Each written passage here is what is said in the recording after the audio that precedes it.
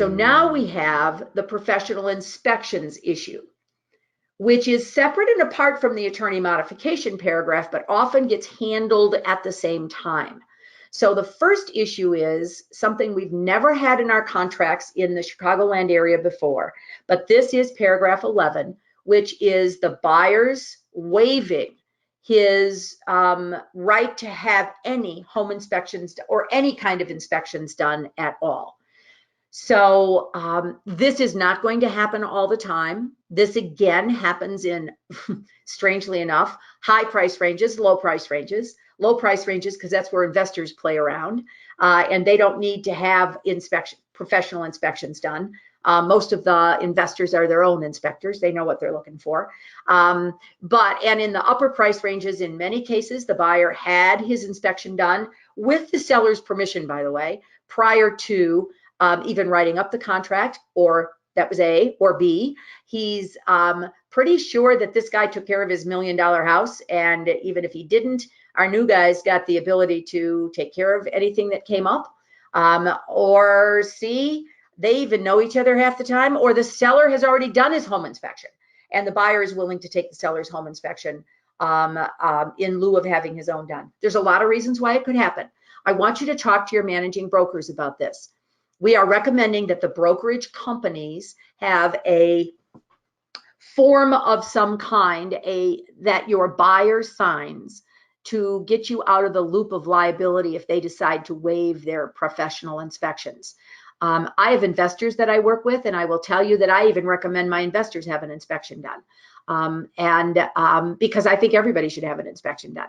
So it is something you want to talk to your managing brokers about if they waive it, okay, if they're going to waive it. So the next paragraph is the professional inspection paragraph. And obviously it's not applicable if we use paragraph 11. And it says the buyer can conduct at his own expense.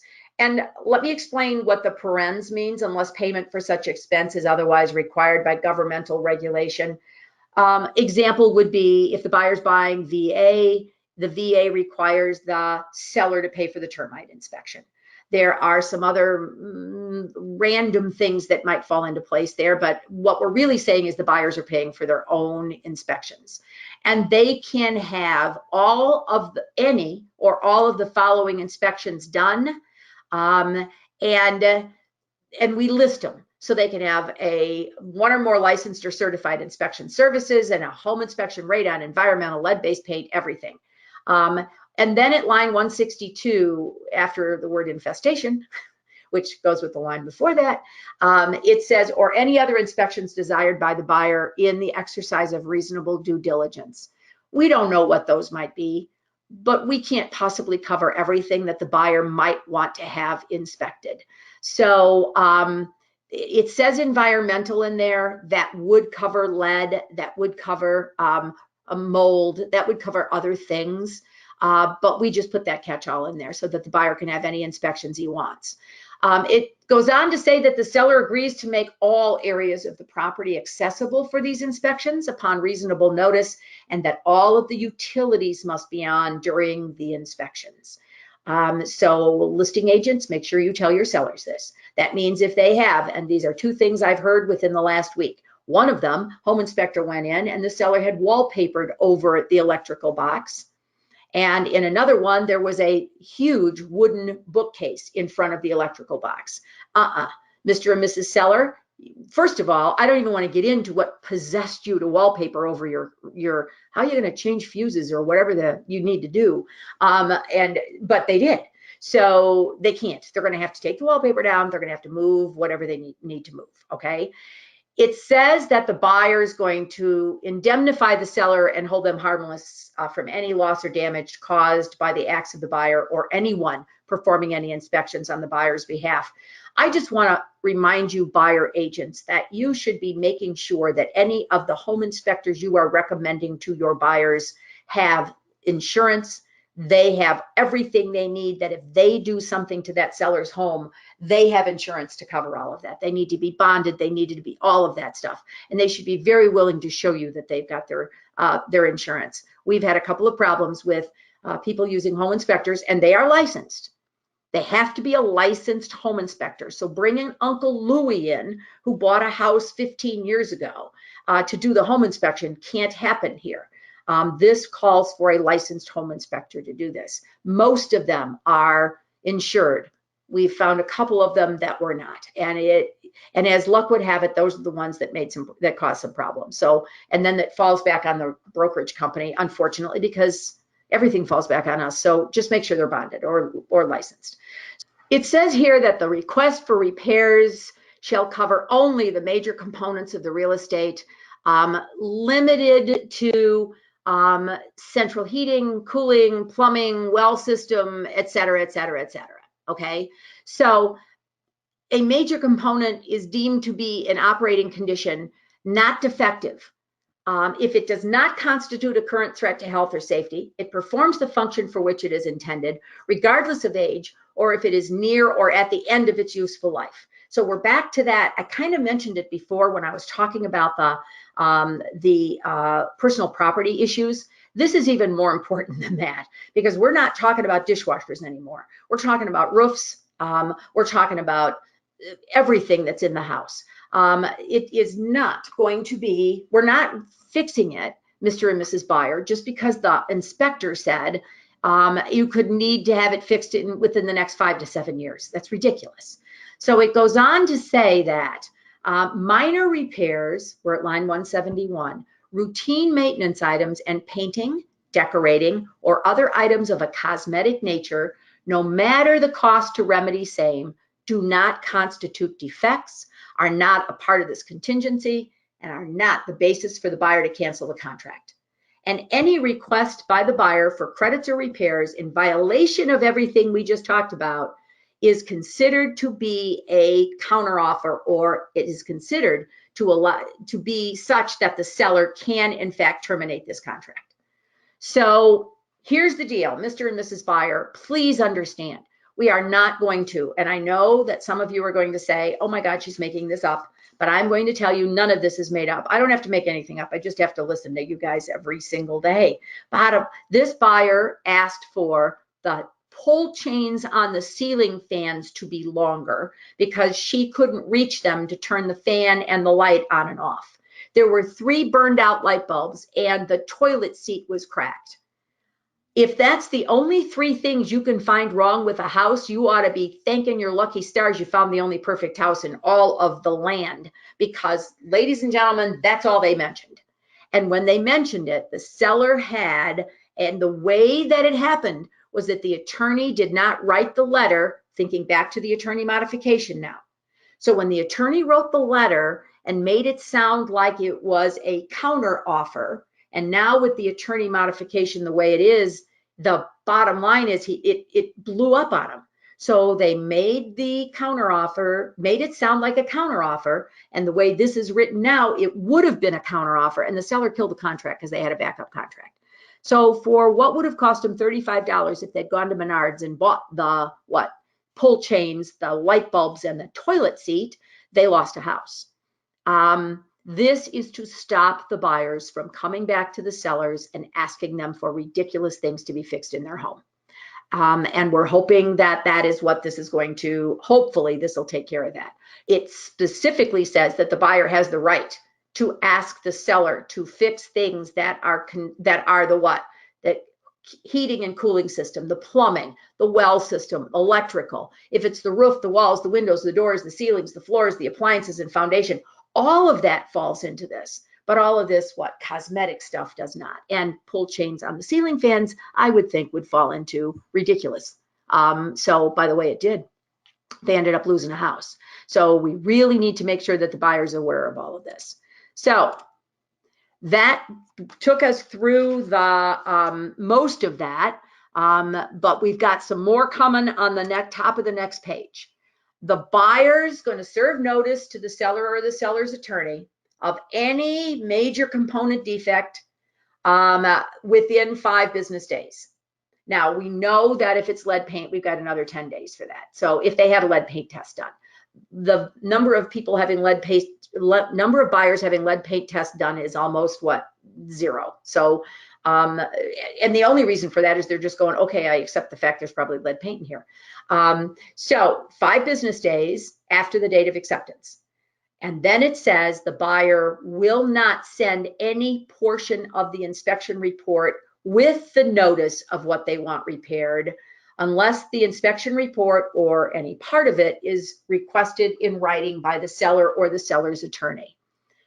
So I do need to talk to you about how how you need to handle this. There is the problem that was being caused by when we used to say that only that portion of the inspection report that pertained to that which they were asking to have fixed was supposed to be sent. That was not what was happening. The buyer's attorney or the buyer's agent would send the whole 150-page report and the summary, or even just the summary page of the 28 things that the home inspector found, and then say, but we only want 3 things done. So whether it was laziness on their part that they didn't want to separate it out, or the ones amongst us believe that it was a threat. It was a threat to send all of the 28 things to the seller and say, fix our 3, or you're going to have to deal with the 28. Because once a licensed contractor or a home inspector has said there is a problem, the seller cannot ignore the fact that they might have a problem. They need to either repair, refute, or disclose whatever came up. Now, most of the time they were refuting it, and that's all but fine and good, but they still have to take the time to do that. So refuting it means you bring somebody else in other than a home inspector to say whether or not what he found was real. And we're at pretty much running a 50-50 on that. Does that make sense? 50% of the time they come in and say the home inspector was crazy as a loon, and 50% of the time they said, no, you've got a problem with your roof. So it's a crapshoot. So now no part of the inspection report is going to be sent. So if you're the listing agent and you get an email with the inspection report attached to it, you need to send that email back immediately to the buyer agent or whoever sent it to you. I would suggest that you now say you are in violation of paragraph 12 black blob B of the contract by sending this to me in the first place. Do it nicely, and then say, I did not open the report. I am deleting this home inspection report from my computer, and you are sending it back to them. You need to tell your seller to do the same thing. First of all, I will tell you that nobody should be sending a copy of that home inspection report directly to your seller. Neither the home inspector should, nor should the buyer agent, the buyer's attorney, or the buyer. Nobody should be contacting your seller directly. And call me and talk to me later if they do about filing a complaint if they're a realtor, filing a complaint with them under the code, because they should not be contacting your seller directly. Now, I wouldn't have brought it up if it didn't happen. So you want to tell your seller not to open the home inspection report either. Now, what if your seller says, I don't believe the buyers, I think the buyer's lying. They made all of this up. I'm not fixing I'm not fixing the electrical down in the room addition or whatever they come up with. Then they can ask for a copy of the report that has that issue mentioned in it. But be careful, because you might get more than you asked for, okay? So after 10 business days after the date of acceptance, if we have not come to an agreement on how we're going to resolve the inspection issues, then either party can terminate this contract. So we are trying to put all of this, home inspection and attorney modification, into that 10 business day time frame so that this doesn't get dragged out ad infinitum, okay? So letter C says that forget everything else I just said. In the event the inspection reveals that the overall condition of this property is totally unacceptable to the buyer, and he serves notice to the seller within that 5 business days, he can walk away from this contract.